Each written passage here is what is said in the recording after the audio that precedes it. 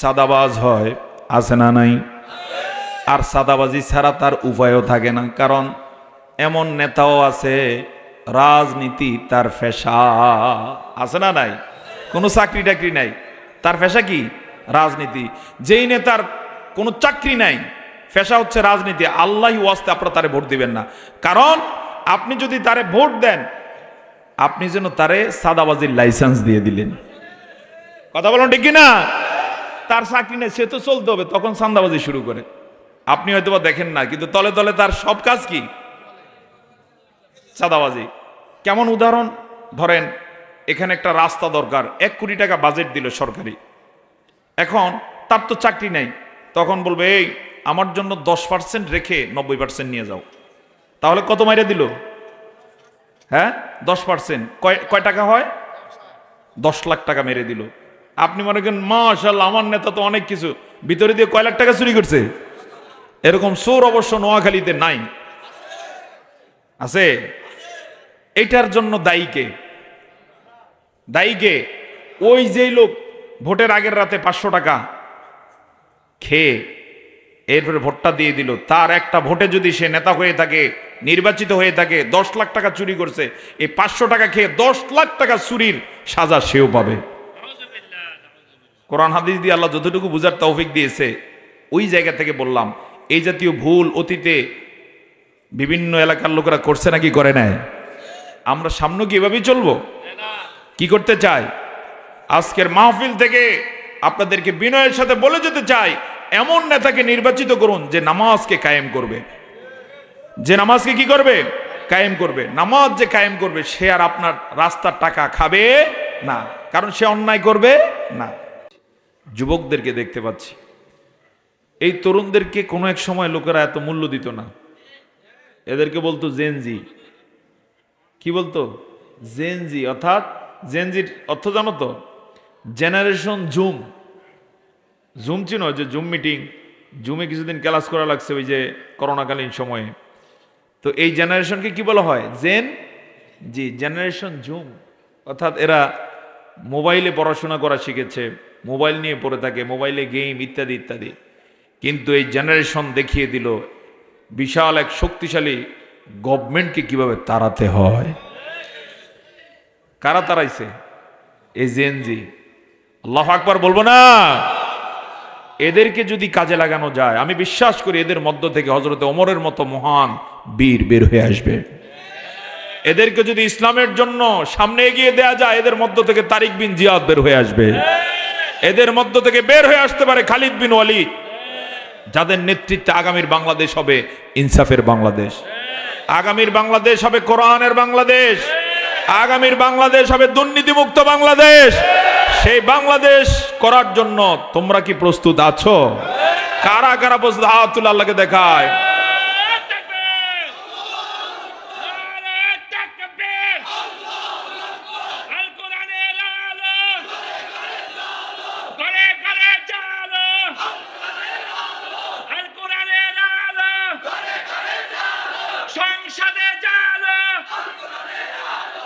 আল্লাহ তাআলা তোমাদেরকে সেই দায়িত্বের জন্য কবুল করুন। আল্লাহ তাআলা তোমাদের বুকের মধ্যে সেই সাহস দান করুন, তোমাদের হৃদয়ের মধ্যে রাসূলের প্রতি ভালোবাসা তৈরি করে দিন। সকলে বলে আল্লাহুম্মা আমিন। সম্মানিত নোয়াখালীবাসী, আমি আপনাদের খেদমতে মহাগ্রন্থ আল কোরআন থেকে হাজার হাজার আয়াত রয়েছে, একটা আয়াত তেলাওয়াত করেছি মাত্র। কয় আয়াত তেলাওয়াত করেছি? 22 নম্বর সূরা, সূরাতুল হজ্জের 41 নম্বর আয়াত। আল্লাহ তাআলা যদি তৌফিক দেন, এই আয়াত নিয়ে কিছু কথা বলবো। সকলে আবারও বলি ইনশাআল্লাহ। এই আয়াতটি আল্লাহ সুবহানাহু ওয়া তাআলা এই সূরার মধ্যে কোট করে আল্লাহ তাআলা তার অভিপ্রায় ব্যক্ত করেছেন। আল্লাহ তাআলারও ইচ্ছা আছে না নাই? আছে না নাই? তিনি অভিপ্রায় ব্যক্ত করেছেন, আমি যদি আমার নেক বান্দাদেরকে কখনো দায়িত্ব দেই রাষ্ট্রীয়, তাহলে তারা 4টা কাজ করবে। কয়টা? কান খাড়া করে শুনুন। যারা এই রাষ্ট্র পরিচালনার স্বপ্ন লালন করেন, যারা চান এই সমাজকে আমি ভালো কিছু দেব, এই দেশকে ভালো কিছু দেব, এই পৃথিবীকে ভালো কিছু দিব, যদি এই স্বপ্ন থাকে কি করতে হবে সরাসরি রব বলে দিয়েছে। এজন্য আমার ইচ্ছে হয় এই আয়াতটি অন্তত যারা এবারে এমপি ক্যান্ডিডেট রয়েছে সারা দেশে দলমত নির্বিশেষে সকলের সামনে উল্লেখ করার আমার ইচ্ছে জাগে, কিন্তু সবাই তো আসে না। তবে আজকে অনেক ভালো লেগেছে আপনাদের এই অঞ্চলের এই আসনের যিনি জামায়াতের ক্যান্ডিডেট তিনি এসেছেন, তিনি কোরআনের কথা বলছেন। আপনাদের কেমন লাগছে? আলহামদুলিল্লাহ বলবেন না? কিন্তু এরকম অনেক ক্যান্ডিডেট আছে, এরকম মাহফিলে কোরআন থেকে কথা বলবে দূরের কথা, স্টেজে বসায় দিলে অজুও থাকবে না। কি বলেন? সূরা ফাতিহা ঠিকমতো তেলাওয়াত করতে দিলে বিশুদ্ধভাবে তেলাওয়াত করতে পারে না। আছে না নাই? এরা অনেকের নেতা হতে পারে কিন্তু কোন মুসলমানের নেতা হওয়ার যোগ্যতা রাখে না। এই জাতীয় নেতাদের খপ্পরে পড়ার কারণে দেশের বয়স 53 বছর হওয়ার পরেও এই দেশ এখনো তার লক্ষ্যে পৌঁছতে পারে না। এই দেশের বহু সন্তান, আজকেও পত্রিকায় পেলাম দুইটা ছেলে যুবক মানুষ, তারা ভূমধ্যসাগর পাড়ি দিয়ে ইউরোপে যাওয়ার সময় পথিমধ্যে সমুদ্রে ডুবে সলিল সমাধি হয়ে যায়। অথচ এরা আমাদের কি সন্তান, সম্পদ। আমাদের দেশের কারো কলিজার টুকরা ভাই, কোন অসহায় মায়ের কলিজার টুকরা সন্তান, অসহায় বাবার সন্তান। কিন্তু এই দেশের নেতাগুলোর চুরির কারণে, অযোগ্যতার কারণে এদেরকে এই দেশ বরণ করে নিতে পারে না। সামান্য রুটি রোজগারের আশায় বিদেশে গিয়েছে, সেখানে সমুদ্রের সলিল সমাধি হয়ে গিয়েছে। এই দায়ভার আমাদের নেতারা নিতে বাধ্য এবং এই দায়ভার তারা এড়াতে পারে না। কথা বলুন ঠিক না? আগামীর বাংলাদেশে আমরা ওই নেতা দেখতে চাই না যে সূরা ফাতিহা ঠিকমতো পড়তে পারে না। আমরা ওই নেতা আর চাই না যে নেতা মানুষের কল্যাণের কথা বাদ দিয়ে নিজের কল্যাণ নিয়ে দৌড়াদৌড়ি করে। ওই নেতা আর আমাদের প্রয়োজন নাই। আমরা দেখছি অনেক। এবারে আমরা এমন নেতা চাই যেমন নেতা আল্লাহ তাআলা কামনা করেন। জোরে বলুন সুবহানাল্লাহ।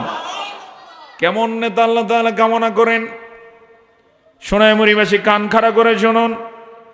আল্লাহ তাআলা বলেন, আল্লাযীনা ইম্মাক্কান্নাহুম ফিল আরদি আকামুস সালাতা ওয়া আতাউস যাকাতা ওয়া আমারু বিল মা'রুফ ওয়া নাহাউ আনিল মুনকার। জবানটা ছেড়ে বলুন আল্লাহু আকবার। আল্লাহ তাআলা বলেন, আমি যদি তাদেরকে নেতৃত্ব দান করি, সুযোগ দান করি, ক্ষমতা দান করি, তাহলে এক নম্বরে তারা নামাজকে কায়েম করবে। কি কায়েম করবে? নামাজ। জীবনের শ্রেষ্ঠ আমল কি? নামাজ। এই নামাজ যদি কোনো সমাজে থাকে কি হয়? আল্লাহ তাআলা কোরআনুল কারীমের সূরা আনকাবুতের মধ্যে বলেন, আকিমিস সালাতা ইন্নাস সালাতা তানহা আনিল ফাহশাই ওয়াল মুনকার। জবান ছেড়ে বলুন আল্লাহু আকবার।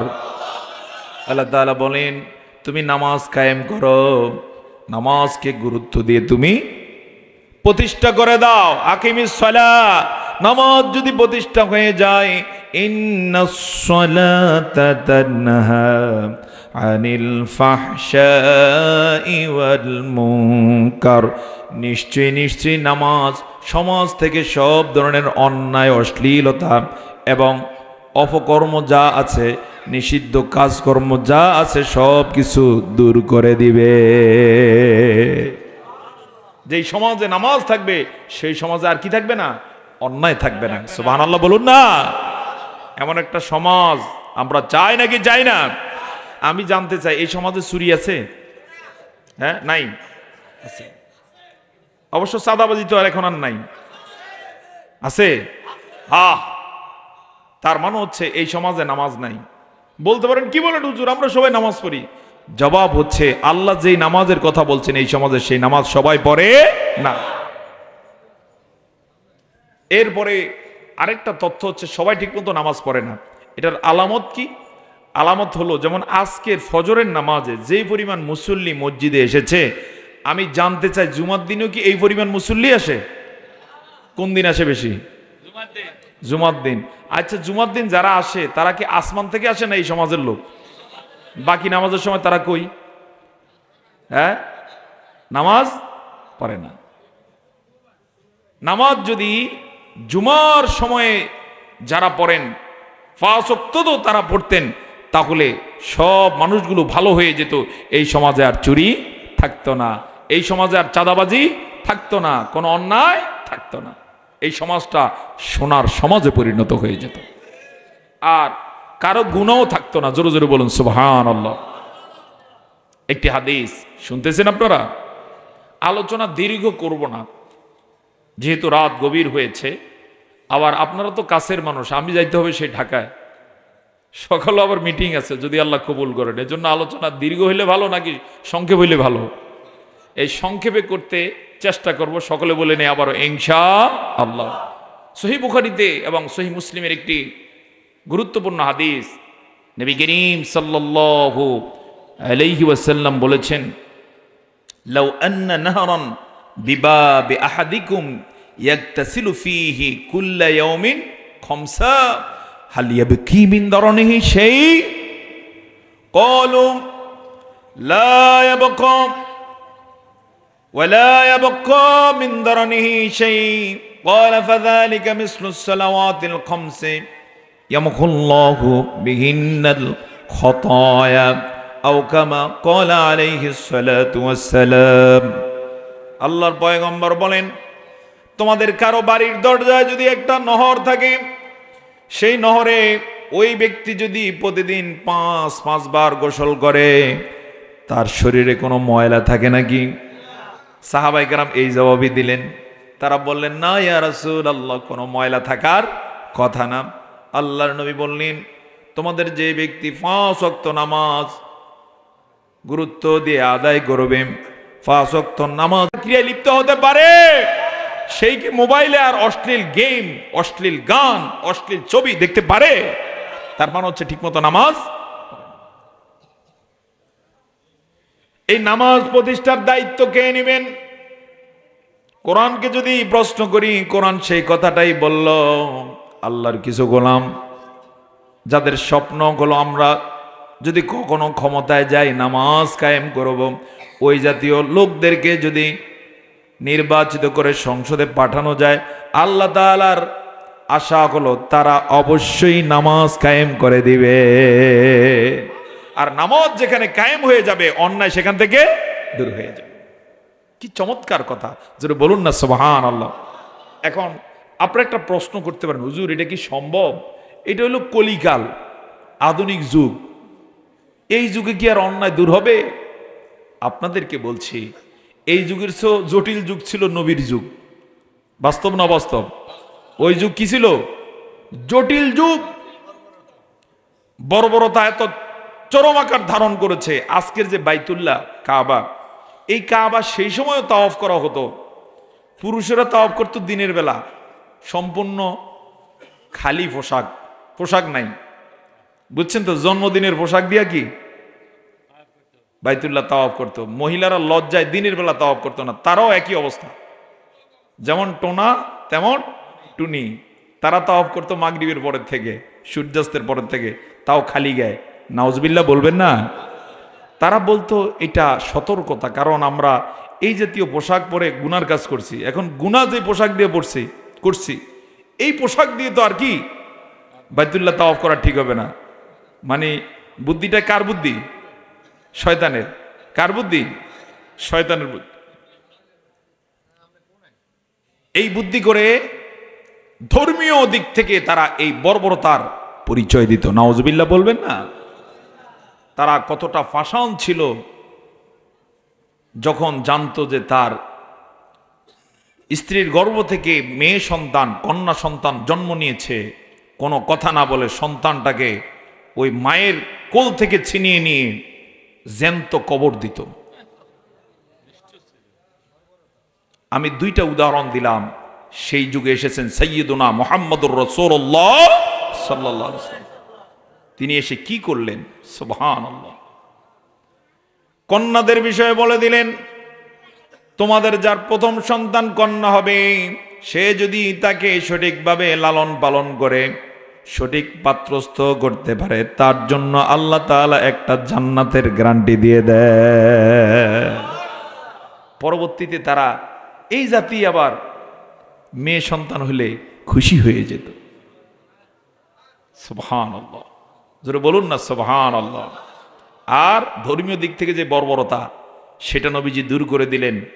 এখন আর মেয়েরা ছেলেরা আল্লাহ না করুন বেপরদায় তো ওখানে থাকে না।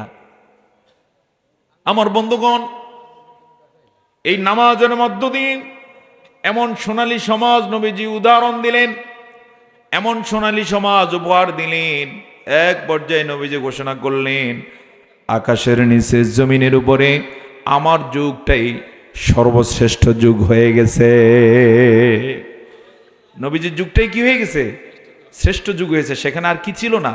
চুরি ছিল না, ডাকাতি ছিল না, চিন্তাই ছিল না, কারো বাসায় তালা দেয়া লাগতো না, দরজা খোলা থাকবে, কোনো চোর ঢুকতো না, গুন্ডা ঢুকতো না। সমাজটা যেন একটা জান্নাতের সমাজে পরিণত হয়ে যায়।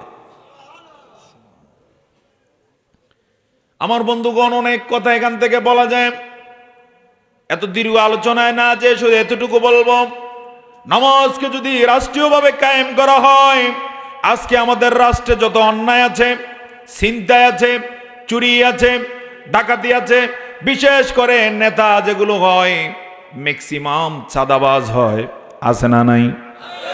আর চাঁদাবাজি ছাড়া তার উপায়ও থাকে না, কারণ এমন নেতাও আছে রাজনীতি তার পেশা, আছে না নাই? কোনো চাকরি টাকরি নাই, তার পেশা কি? রাজনীতি। যেই নেতার কোনো চাকরি নাই, পেশা হচ্ছে রাজনীতি, আল্লাহই ওয়াস্তে আপনারা তারে ভোট দিবেন না। কারণ আপনি যদি তারে ভোট দেন, আপনি যেন তারে সাদাবাজির লাইসেন্স দিয়ে দিলেন। কথা বলুন ঠিক কিনা? তার চাকরি নেই, সে তো চলতে হবে, তখন চাঁদাবাজি শুরু করে। আপনি হয়তো বা দেখেন না, কিন্তু তলে তলে তার সব কাজ কি? চাঁদাবাজি। কেমন উদাহরণ? ধরেন এখানে একটা রাস্তা দরকার, 1 কোটি টাকা বাজেট দিল সরকারি, এখন তার তো চাকরি নাই, তখন বলবে এই আমার জন্য 10% রেখে 90% নিয়ে যাও। তাহলে কত মাইরে দিল? হ্যাঁ, 10%। কয় টাকা হয়? 10 লাখ টাকা মেরে দিল। আপনি মনে করেন মাশাআল্লাহ আমার নেতা তো অনেক কিছু, ভিতরে দিয়ে কয় লাখ টাকা চুরি করছে? এরকম চোর অবশ্য নোয়াখালীতে নাই, আছে?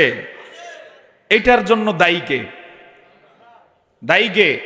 ওই যেই লোক ভোটের আগের রাতে 500 টাকা খেয়ে এরপরে ভোটটা দিয়ে দিল, তার একটা ভোটে যদি সে নেতা হয়ে থাকে, নির্বাচিত হয়ে থাকে, 10 লাখ টাকা চুরি করছে, এই 500 টাকা খেয়ে 10 লাখ টাকা চুরির সাজা সেও পাবে। কোরআন হাদিস দিয়ে আল্লাহ যতটুকু বুঝার তৌফিক দিয়েছে, ওই জায়গা থেকে বললাম, এই জাতীয় ভুল অতীতে বিভিন্ন এলাকার লোকেরা করছে নাকি করে নাই? আমরা সামনে কি এভাবেই চলবো? কি করতে চাই? আজকের মাহফিল থেকে আপনাদেরকে বিনয়ের সাথে বলে যেতে চাই, এমন নেতাকে নির্বাচিত করুন যে নামাজকে কায়েম করবে, যে নামাজকে কি করবে? কায়েম করবে। নামাজ যে কায়েম করবে, সে আর আপনার রাস্তার টাকা খাবে না, কারণ সে অন্যায় করবে না। আমার বন্ধুগণ, 2 নম্বরে যারা আল্লাহর প্রিয় বান্দা, তাদের 2 নম্বরের গুণ হবে, যদি তারা কখনো ক্ষমতা পায়, ওয়া আতাউস যাকাত, তারা যাকাত আদায় করবে। আমাদের দেশে সরকারি ভাবে সবাই কি যাকাত দেয় নাকি? দেয় না, উত্তোলনও করা হয় না।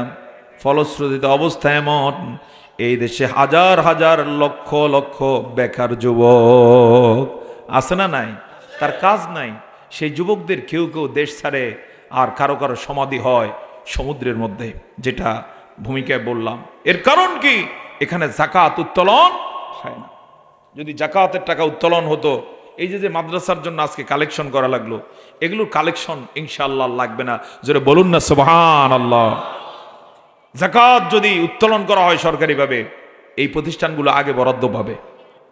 কথা বলেন ঠিক না? আপনাদের কষ্ট করতে হবে না। এই ছেলেরা, তোমরা কি শুনতেছো? শয়তান যেন তোমাদেরকে আবার ধোঁকা না দেয়, খেয়াল রাখতে হবে। আমার বন্ধুগণ, আমাদের দেশে যে পরিমাণ মানুষের যাকাত ফরজ হয়ে আছে, তারা যদি নিয়মিত যাকাত দেয় আর যদি সেটা নিয়মিত উত্তোলন করে সঠিকভাবে বিতরণ করা হয়, এক গবেষণায় পাওয়া গেছে 3 বছরের মধ্যে এই দেশ দরিদ্রমুক্ত করা সম্ভব। কয় বছরে? 3 বছরে। আর দেশের বয়স হয়ে গেছে 55 বছর। ভিক্ষুক আছে না নাই? অবশ্য নোয়াখালীতে ভিক্ষুক নাই কোনো। আছে? ওই যে একজনকে ওরে বেশি।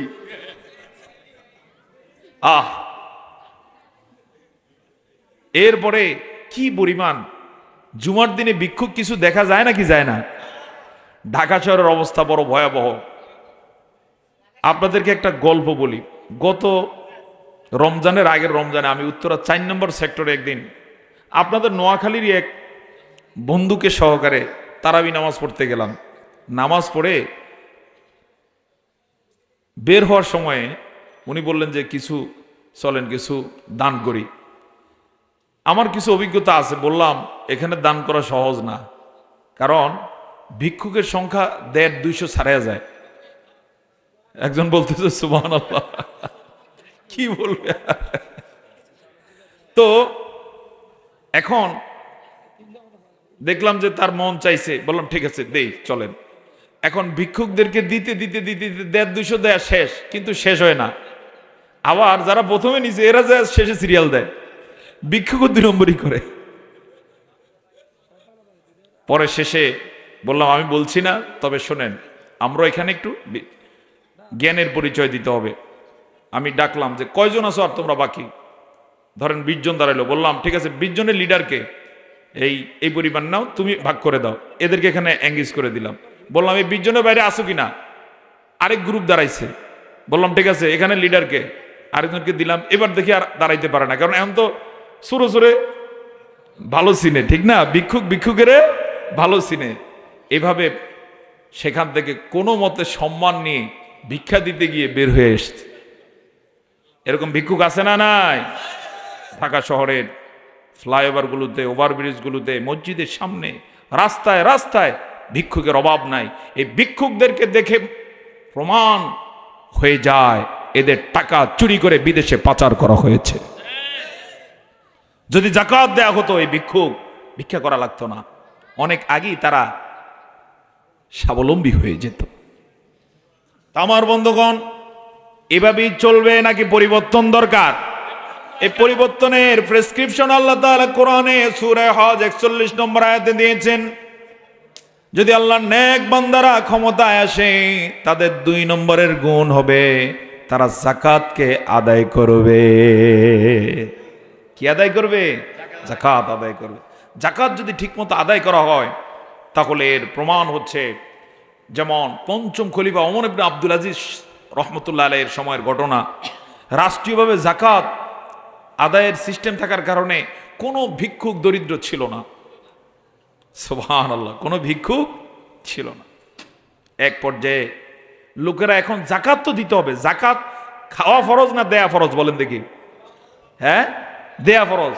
ভিক্ষুক ভিক্ষা নেয়া ফরজ নয়, কিন্তু যাকাত যার উপরে ফরজ হয়েছে সে দেয়া কি ফরজ। এখন দিতে তো হবে। এক গল্প রয়েছে, যেটা ঐতিহাসিক ঘটনা।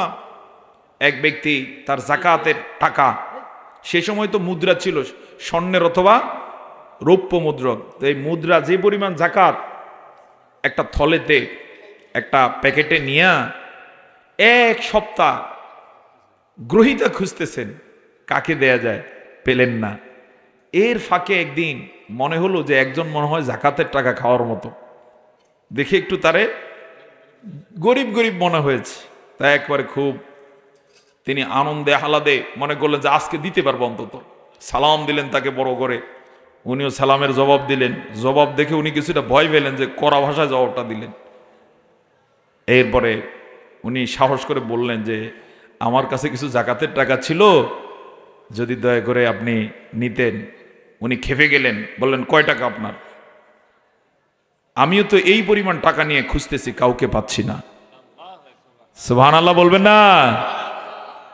আর আজকের মুসলমানের দেশ বাংলাদেশ, 92% মুসলমান। জাকাতের টাকা দূরের কথা, একজনের মোবাইল এখানে পড়ে থাক, 2 ঘন্টা পরে আইসা আর খুঁজে পাওয়া যায় না। জুতা পর্যন্ত চুরি করার ঘটনা আছে। অবশ্যই এগুলো নোয়াখালীতে নাই, নোয়াখালী তো আছে। এরপরে রস চুরি করে, হাঁস চুরি করে, মুরগি চুরি করে খেয়ে ফেলে, আছে না নাই? নোয়াখালীতে এগুলো নাই। আমি বলি নাই, কিন্তু আপনারা বলতেছেন, স্বীকৃতি আপনারাই দিচ্ছেন। বেজাল আছে না নাই? এগুলো ভিডিও হয়ে যাবে, সামনে মুসিবত আছে। তোমরা যারা যারা বলতেছো সাবধানে বলিও কিন্তু। তবে শুনতেছো তোমরা, খুব খেয়াল করো যুবক যারা, তোমাদের অনেক দায়িত্ব পালন করতে হবে। বিশেষ করে এবারে যারা আমরা ভোটার রয়েছি, আমাদের অন্যতম দায়িত্ব হবে যারা যাকাত উত্তোলন করার মতো সততা আছে, আমরা তাদেরকে ভোটটা দিয়ে দেব।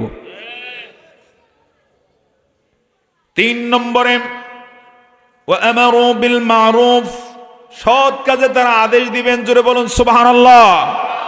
যারা নামাজ পড়ে না তাদেরকে বলবেন আসো একসাথে নামাজ পড়ি। রোজা রাখে না যারা, বলবে আসো একসাথে আমরা রোজা রাখি। আসো আমরা সত্য কথা বলি। আসো আমরা মানুষের কল্যাণে কাজ করি। এই পৃথিবীতে সেই সেরা যে মানুষের কল্যাণ করে। জোরে বলুন সুবহানাল্লাহ। সৎ কাজে কি দিবে? সৎ কাজে আদেশ। এখন যে নেতা নিজে নামাজ পড়ে না, আরেকজনকে নামাজের কথা বলতে পারবে নাকি? নিজে 2 নম্বরই করে, চাঁদাবাজি করে চলে, আরেকজনকে সে চাঁদা খেও না এই কথা বলার মতো হিম্মত তার হবে না। আল্লাহ তাআলা কি সুন্দর ফর্মুলা দিয়ে দিয়েছেন। আমার নেক বান্দাদেরকে যদি আমি দায়িত্ব প্রদান করি, তাহলে অন্যতম 3 নম্বরে তাদের কাজ হবে, তারা মানুষকে সৎ কাজের আদেশ দিবে। 4 নম্বরে ওয়ানাহু আনিল মুনকার, তারা অসৎ কাজে বাধা দিবেন। জোরে বলুন সুবহানাল্লাহ। অসৎ কাজ এই সমাজে আছে না নাই? আসতে বলবেন না, আছে না নাই? এই সমাজে কত পরিমাণ অসৎ কাজ, হিসাব করলে অবাক হতে হয়। মুসলমানের সমাজে এত অসৎ কাজ থাকে কিভাবে? যদি আল্লাহর প্রিয় বান্দারা দায়িত্বে চলে আসে, নির্বাচিত হয়ে যায়, তাদের 4 নম্বরের কাজ হবে কি? অসৎ কাজে বাধা। শুনতেছেন আপনারা? কষ্ট হচ্ছে আপনাদের?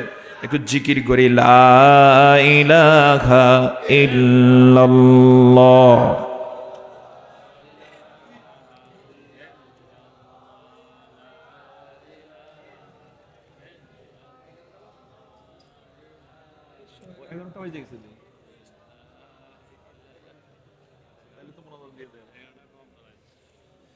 সুবহানাল্লাহ ওয়ালহামদুলিল্লাহ লা ইলাহা ইল্লাল্লাহ। এসো না আল্লাহর নামে গান গাই, এসো না মন প্রাণ জুড়াই, এসো না মন প্রাণ জুড়াই, লা ইলাহা ইল্লাল্লাহ।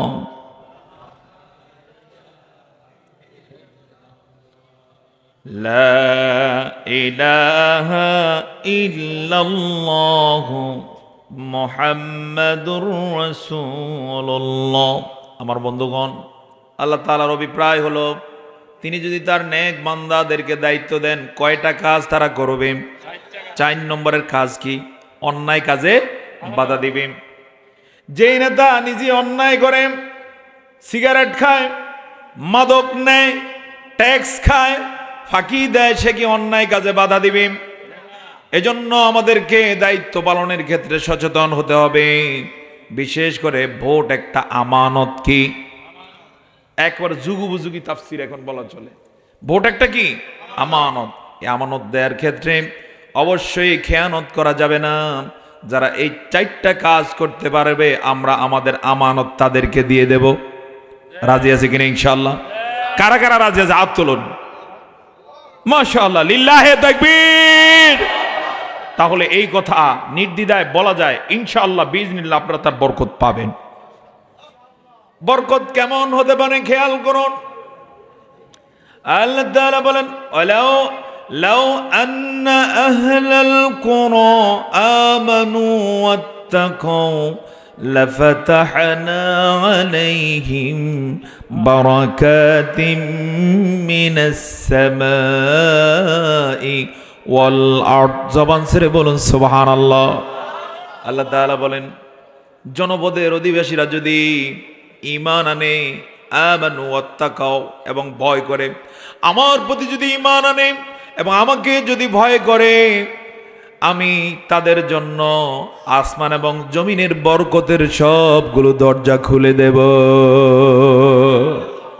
বরকত কার পক্ষ থেকে আসে? রিজিকের মালিক কে? ইজ্জতের মালিক কে? সব কিছুর মালিক কে? তিনি যদি বরকত দেন আর কোনো অভাব থাকে নাকি? তিনি কেমন দিতে পারে? এবার তোমরা একটু শোনো, এই যে যুবকেরা, এই তরুণ জেনজি, খেয়াল করো, জেনজির অভ্যাস কিন্তু তোমাদের এখনো আছে, বোঝা গেল। হ্যাঁ, একটু খেয়াল করো, বরকত কেমন হতে পারে। আপনাদের বাড়িতে কাঁঠাল গাছ, আম গাছ এগুলো আছে কিনা? প্রত্যেক বছর কি সমান ধরে? কোনো বছর বেশি, কোনো বছর কম, কোনো বছর নাই। এখন এগুলো কি বাড়ির মালিকের ক্রেডিট নাকি আল্লাহর দান? এটাই হচ্ছে প্রমাণ। আল্লাহ চাইলে অনেক, এক গাছে শত কাঁঠাল, আর আল্লাহ দিবেন না একটাও নাই, চিল্লা চিল্লি করে কোনো লাভ। আমার বন্ধুগণ খুব খেয়াল করুন, আজকের যে সৌদি আরব, কোন এক সময়ে আমাদের পূর্বপুরুষ যারা, তাদের কাছে শুনেছি সৌদিয়ানরা বাংলাদেশেও আসতেন ব্যবসায়ের জন্য। কিন্তু এখন আমি আপনাদের কাছে জানতে চাই, তারা আসে নাকি আমরা যাই? কেন যাই? সম্পদ সেখানে বেশি নাকি কম? কে দিয়েছেন? গত এই মনে হয় কয়েক বছর হবে, সৌদি আরবে মক্কাতুল মুকাররমার বাইতুল্লাহ থেকে উত্তর পাশে একটা স্বর্ণের খনি পাওয়া যায়, বিশাল খনি। এত পরিমাণ, অতীতে যেগুলো পেয়েছে এগুলোর চেয়ে অনেক বড় এই খনি। কিসের খনি? স্বর্ণের খনি। সুবহানাল্লাহ বলবেন না? কার দান? আসতে বলবেন না, কার দান? এরকম খনি চাইলে আল্লাহ বাংলাদেশে দিতে পারেন নাকি পারেন না? নাকি বাংলাদেশিদের সাথে আল্লাহ একটা শত্রুতা আছে? দিতে পারেন নাকি পারেন না? হ্যাঁ, বাংলাদেশিদের সাথে আল্লাহ তাআলার সাথে গ্যাপ আছে না নাই? এই দেশের এমনও লোক আছে, এক কাপ লাল কাপ, কি যেন, এক কাপ লাল চা খেয়ে ভোটটা একটা মাদক গ্রহণকারী, মদ খায়, গাঞ্জা খায়, এই লোককে দিয়ে দিয়েছে। রেকর্ড আছে না নাই? শুধু আইসা বলছে, ভাই আমার একটা ভোট দিয়ে একটা লাল কাপ খাও। সুতরাং এরকম যদি কোনো জাতির নেচার থাকে, এই জাতির উপরে আল্লাহ রহমত হবে কখনো? হওয়ার কথা না। যার কারণে অবস্থা, কি অবস্থা আমরা দেখতে পাচ্ছি। এর থেকে পরিবর্তনের একটা সুযোগ আল্লাহ করে দিয়েছেন। জোরে বলুন আলহামদুলিল্লাহ। আজকে ডিসেম্বরের কয় তারিখ? হ্যাঁ, ৮ তারিখ। ইনশাআল্লাহ বিইজনিল্লাহ যদি ফেব্রুয়ারিতে নির্বাচন হয়, নির্বাচনের সময় আর 2 মাস আছে। এই 2 মাসে যদি আমরা একটু সাহস নিয়ে আল্লাহর ভালো গোলাম যারা আছে তাদেরকে আমরা নির্বাচিত করতে পারি, আমি বিশ্বাস করি এই জাতির প্রতি আল্লাহ তাআলা আসমান জমিনের বরকতের দরজা খুলে দিতে পারেন। আল্লাহ বরকতের দরজা খুলে দেখ, আমরা চাই চাই। তাহলে আমাদের দায়িত্ব আছে না নাই? দায়িত্ব হচ্ছে এই যে যারা নামাজ পড়ে কায়েম করবে, যাকাত আদায় করবে, সৎ কাজের আদেশ দিবে, অসৎ কাজে বাধা দিবে, আমরা তাদেরকেই নির্বাচিত করব। সকলে বলেন ইনশাআল্লাহ। আল্লাহর কাছে আজকের মোনাজাতে দোয়া করবো, আল্লাহ তাআলা এই জাতীয় লোকগুলোকে তুমি কবুল করো। তবে কবুলের সম্ভাবনা আছে, কারণ মানুষ এখন ইসলাম চায়। আগের যে কোনো সময়ের চেয়ে ইসলামের প্রতি মানুষের ভালোবাসা কম না বেশি? আসতে বলো না, কম না বেশি? অবশ্য নোয়াখালীতে একটু কম। হ্যাঁ, মাশাআল্লাহ, আলেমরা স্বীকৃতি দিচ্ছেন নোয়াখালীতে আরো বেশি। জোরে বলি আলহামদুলিল্লাহ। তা আমার বন্ধুগণ, আল্লাহর নেক বান্দারা যদি দায়িত্ব পান, 4টা কাজ যেমন করবেন। সর্বশেষে আল্লাহ তাআলা একটা নোট দিয়ে রাখছেন, সেটা হলো ওয়ালিল্লাহি আকিবাতুল উমুর। শেষ ফয়সালা কিন্তু আল্লাহ তাআলার। এমন না আপনি যা ইচ্ছা তা করবেন আর আল্লাহ আপনাকে ছেড়ে দিবেন, বিষয়টা এত সোজা না। একদিন মরতে হবে নাকি হবে না? কার কাছে যেতে হবে আমাদেরকে বলেন তো? এমন কে আছেন যে আপনি মরার পরে আল্লাহর কাছে না যায় নেতার কাছে যাবেন? হ্যাঁ, কে কে আছেন? একজনও নাই। কার কাছে যাইতে হবে? আল্লাহর কাছে। যেহেতু আল্লাহর কাছেই যাইতে হবে, কাজ করলো তার জন্যই করব। রাজি আছে কিনা ইনশাআল্লাহ? আমাদের ভালোবাসা, আমাদের ত্যাগ, আমাদের দান সবকিছু হবে কার জন্য? জবান ছেড়ে বলুন, কার জন্য? আমাদের ভালোবাসা সবই যেন হয় মহান রবের জন্য। রাখো ঘৃণাগুলো তাও যেন হয় শুধু প্রভু তোমারই জন্য। মান আহাব্বা লিল্লাহ ওয়া আবগাদা লিল্লাহ ওয়া আ'তা লিল্লাহ ওয়া মানআ লিল্লাহ ফাকাদ ইস্তাকমালাল ঈমান। আমাদের ভালোবাসা সবই যেন হয় মহান রবের জন্য। কার জন্য হবে সব? আমাদের সব কার জন্য? আল্লাহ তাআলা বলেন, কুল ইন্না সালাতি ওয়া নুসুকি ওয়া মাহইয়ায়া ওয়া মামাতি লিল্লাহি রাব্বিল আলামিন।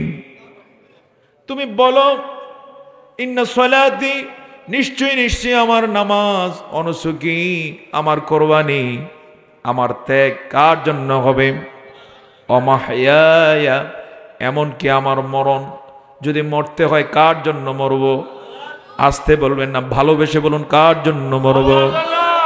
অমাহইয়া, আমাদের জীবন, অমামাতি, মরতে হলে মরণ, সব কিছু হতে হবে লিল্লাহি রাব্বিল আলামিন, জগৎসমূহের প্রতিপালক আল্লাহর জন্য। এমন যিনি করতে পারবেন তিনি আল্লাহর প্রিয় গোলাম হয়ে যান।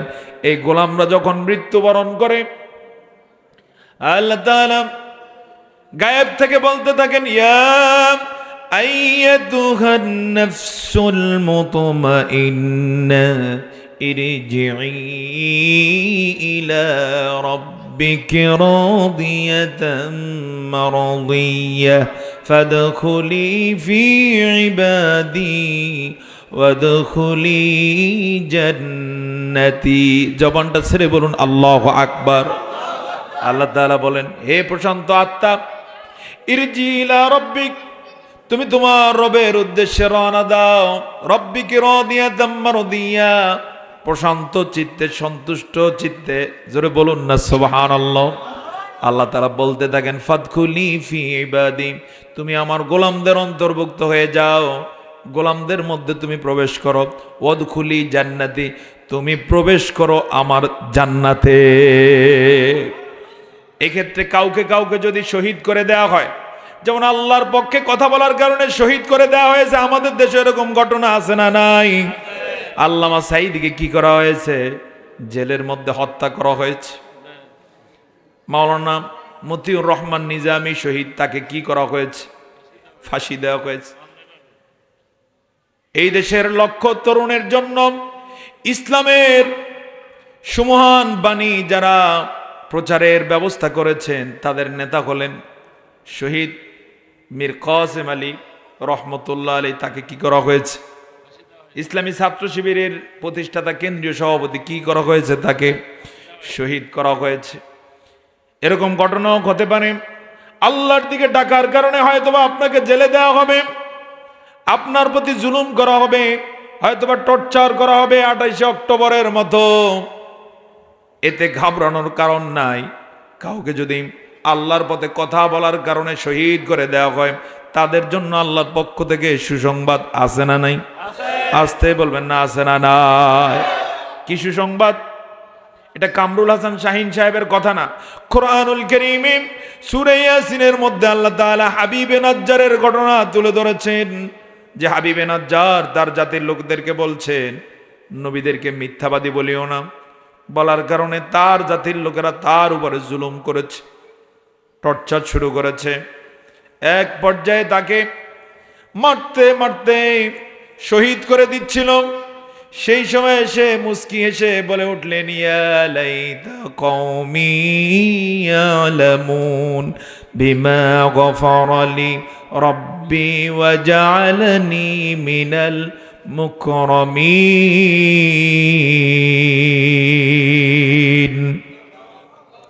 তিনি বলে উঠলেন, ইয়া লাইতা কওমি ইয়ালামুন, হায় আফসোস আমার জাতির লোকেরা, তারা যদি বুঝতে পারতো, তারা আমার প্রতি জুলুম করার কারণে আল্লাহ তাআলা আমার জীবনের সব গুনাহ মাফ করে দিয়ে আমাকে সম্মানিত করে দিয়েছে। আল্লাহ তাআলা বলেন, কিলাত খুলিল জান্নাহ, তুমি আমার জান্নাতে প্রবেশ করো। লোকেরা দেখতেছে তার মুখ থেকে ফিনকি দিয়ে রক্ত পড়তেছে, চোখ থেকে রক্ত পড়তেছে, মাথা ফেটে রক্তাক্ত হয়ে সে শহীদ হয়ে যাচ্ছে। এই সময় সে হাসে। মুফাসসিরগণ এই আয়াতের তাফসীর করতে গিয়ে বলেছেন, হাসির কারণ হচ্ছে আল্লাহ তাআলা ওই শহীদ হওয়ার সময় তাকে তার জান্নাতটা দেখিয়ে দিয়েছে। হুর গেলমান যারা আছে, তার স্ত্রী যারা হবে অনিন্দ্য সুন্দরী, আকাশের চাঁদের চেয়েও যারা সুন্দরী, কত সুন্দরী এক একজন হুর। হাদিসে এসেছে, নবী করিম সাল্লাল্লাহু আলাইহি ওয়াসাল্লাম বলেছেন, জান্নাতি কোনো হুর যদি দুনিয়ার আকাশ ফুটো করে তার আঙ্গুল দেখায়, আঙ্গুলটা এত সুন্দর, এত আলোকিত, চাঁদ থাকলে চাঁদ নিভে যাবে, চাঁদের আলো ম্লান করে দিয়ে আঙ্গুলের আলোতে আকাশ জমিন আলোকিত হয়ে যাবে। এরকম হুর কোথায় আছে? নাকি নোয়াখালীতে? কোথায়? জান্নাতে। হাবিবে নাজ্জার হাসি দেওয়ার কারণ হচ্ছে ওই হুররা তাকে বলতেছিল, তোমার জন্য আমরা অপেক্ষায় রয়েছি, এবং সে দেখতে পেয়েছিল যে তারা জান্নাতের ফুলের শুভেচ্ছা দেওয়ার জন্য প্রস্তুতি গ্রহণ করেছে। সুবহানাল্লাহ। সম্মানিত ভাইসব, সম্মানিত নোয়াখালীবাসী, আসুন সেই জান্নাত লাভের প্রত্যাশায় আমরা সিদ্ধান্ত গ্রহণ করি, এবারে ইনশাআল্লাহ ভালো লোকদেরকে আমরা নির্বাচিত করব। পারবো কিনা ইনশাআল্লাহ? যারা ভোটার হও নাই, তোমরা দোয়া করবা, তোমাদের বাবা মাকে তোমরা সাহস যোগাবা। পারবা কিনা ইনশাআল্লাহ? এবার আমরা ভালোদেরকে ভোট দিব, সেই ভালো যিনি হন এবং যেই দল হবে আমরা তাদেরকে নির্বাচিত করে আল্লাহর কাছে দোয়া করব, রব্বুল আলামিন আগামীর সংসদের জন্য নামাজের বিল পাস হয়ে যায়, যাকাতের বিল পাস হয়ে যায়। সকলে বলে আল্লাহুম্মা আমিন। আল্লাহ চাইলে এই দেশবাসী হিসেবে আমরা যদি চেষ্টা করি, আল্লাহ দিবেন না? আসতে বলুন, আল্লাহ দিবেন না? 24-এর বিজয় দিয়েছেন কে? আল্লাহ। তবে চেষ্টা করা লাগছে নাকি লাগে না? চেষ্টাও করতে হবে, আল্লাহর কাছেও বলতে হবে, তখন তিনি দিবেন ইনশাআল্লাহ। ওমা তৌফিকি ইল্লা বিল্লাহ। বলছি, আলোচনা সংক্ষেপ হবে। কোন সূরা থেকে আলোচনা করলাম? এবার পরীক্ষার পালা। কোন সূরা? সূরা হজ। কত নম্বর সূরা? 22 নম্বর সূরা। কত নম্বর আয়াত? কয় আয়াতের আলোচনা হইল? মাত্র এক আয়াত। অনেক জটিল আলোচনা? সহজ। এখানে আল্লাহ তাআলা নেক বান্দাদেরকে ক্ষমতা দিলে কয়টা কাজ তারা করবে? 4টা। সবাই বলুন কয়টা? 1 নম্বর নামাজ কায়েম করে, 2 নম্বর যাকাত আদায়, 3 নম্বর সৎ কাজে আদেশ, 4 নম্বর অসৎ কাজে বাধা দিবে। এখানে যাকাত আদায় না করলে কি হয়? একটা হাদিস বলি, মোনাজাতে যাব।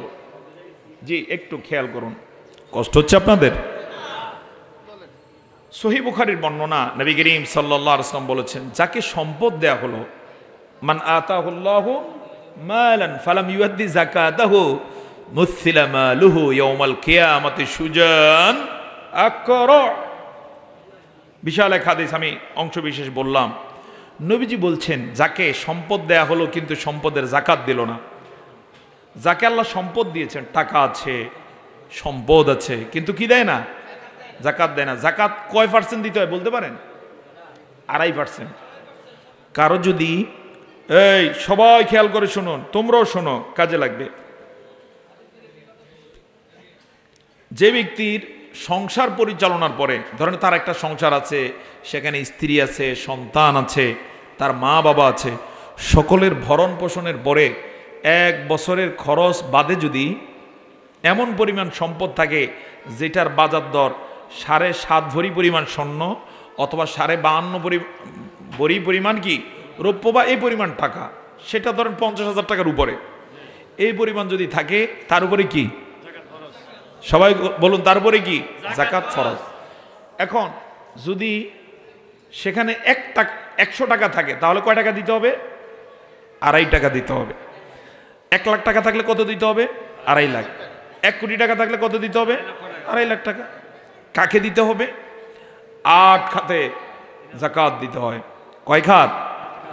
আল্লাহ তাআলা সেই কথাও কোরআনে বলেছেন, ইন্নামাস সাদাকাতু লিল ফুকারা'i ওয়াল মাসাকিনি ওয়াল আমিলিনা আলাইহা ওয়াল মুআল্লাফাতি কুলুবুহুম ওয়া ফির রিকাবি ওয়াল গারিমিনা ওয়া ফি সাবিলিল্লাহি ওয়া ইবনিস সাবিল।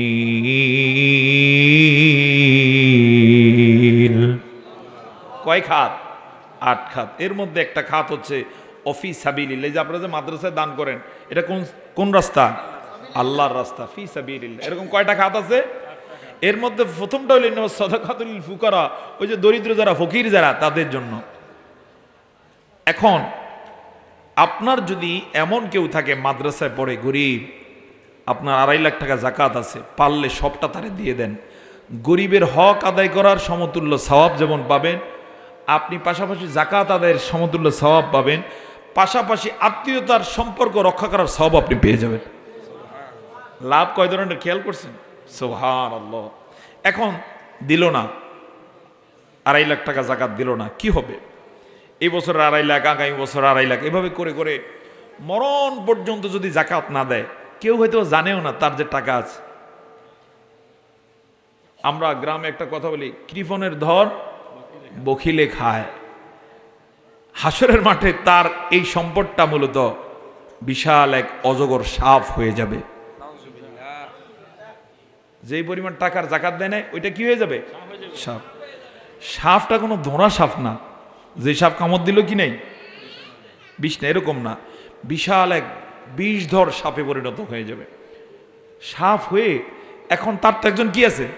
মালিক আছে। এই মালিককে বলেন, এই মালিককে যে যাকাত দেয় না, সে এখন মালিকেরে খুঁজবে, কই কই, এরকম ফনা ধরে খুঁজতে থাকবে।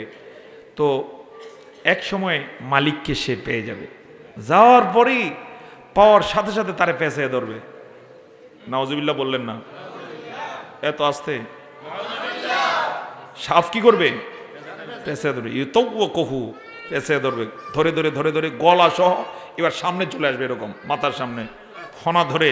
তার 2টা মাথা থাকবে, মাথা 2টা দিয়ে তারে এক একটা ছোবল দিবে আর বলবে আনা মালুক আনা কানজুক। সহিহ বুখারীর বর্ণনা, জোরে বলুন নাউজুবিল্লাহ। সে বলতে থাকবে, আমি তোর মাল, আমি তোর গচ্ছিত ব্যাংকের টাকা বা ওই যে মাটির নিচে লুকাইছিলি সেই টাকা। সুতরাং যেহেতু যাকাত দেস না, এখন দায়িত্ব হচ্ছে তোকে সবল দেয়া। এক একটা সবলের সাথে সাথে সে বেহুশ হয়ে যাবে। জোরে বলে নাউজুবিল্লাহ। এখন ভালো গভর্নমেন্ট এসে যদি যাকাত আদায় করে, লাভ না লস? আসতে বলুন না, লাভ না লস? যে ব্যক্তি দিল না তারও লাভ, যাকে দেয়া হবে তারও লাভ, একটা দেশ উন্নত হয়ে যাবে। আমি বিশ্বাস করি একটা ভালো গভর্নমেন্ট আসলে এই দেশে যেই পরিমাণ সম্পদশালী মানুষ আছে, আমাদের দেশের দারিদ্র বিমোচন তো হবে, আমরা ইন্ডিয়ারও সেবা করতে পারবো, আমরা সেখানে দান করব। ইনশাল্লাহ বলতে পারলেন না? সাহস হয় না? আমরা দান করবো, জোরে বলে ইনশাআল্লাহ। এখন বলতে পারেন, হুজুর আমি তো খেতে পাই না, কি এরকম বলতে পারেন। আমি আপনাকে এবার ইতিহাসে নিয়ে যাই একটু।